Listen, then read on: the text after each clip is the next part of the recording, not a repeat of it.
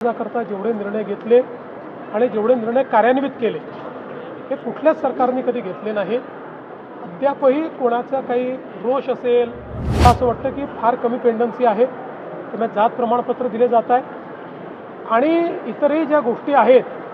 मी पुन्हा एकदा सांगतो की आमच्या सरकारने, महायुतीच्या सरकारने मराठा समाजाकरता जेवढे निर्णय घेतले आणि जेवढे निर्णय कार्यान्वित केले हे कुठल्याच सरकारने कधी घेतले नाही.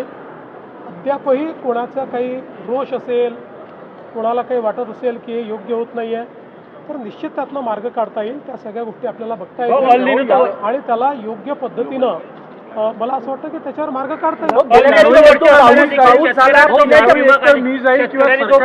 काढलेला आहे. अल्निनोचं वर्ष असताना देखील मागच्या वर्षीच्या तुलनेने यावर्षी 10 लाख शेतकऱ्यांची संख्या ही पीक विमा काढण्यामध्ये घटलेली आहे. त्याचं कारण की नवीन अटी शर्तीमुळे शेतकरी नाराज आहे. नवीन अटी शर्ती त्याचं कारण नाही आहे.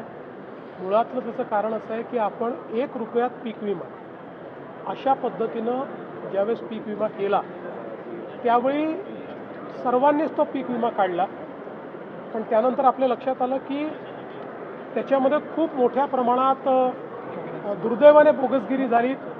बीडसारख्या घटना आपल्याला पाहायला मिळाल्या आणि म्हणून मग त्याच्यामध्ये काही सुधारणा आपण केलेल्या आहेत आणि पूर्वीप्रमाणे आता शेतकऱ्यांना त्यांचा जो हिस्सा पूर्वी भरावा लागायचा तो भरावा लागतो आहे आणि म्हणून ती संख्या थोडी कमी आहे. राहुल गांधी ने संसद में भाषण किया, आरएसएस असली शत्रु है, लोगों को अंधभक्त बनाना चाहता है. अमित शाह ने फायरिंग के ऑर्डर दिया, ऐसा सब आरोप राहुल गांधी का. मला असं वाटतं की मुझे ऐसा लगता है, मैंने तो राहुल गांधी का भाषण सुना नहीं क्योंकि मेरे पास इतना समय नहीं है कि मैं उनका भाषण सुनूं,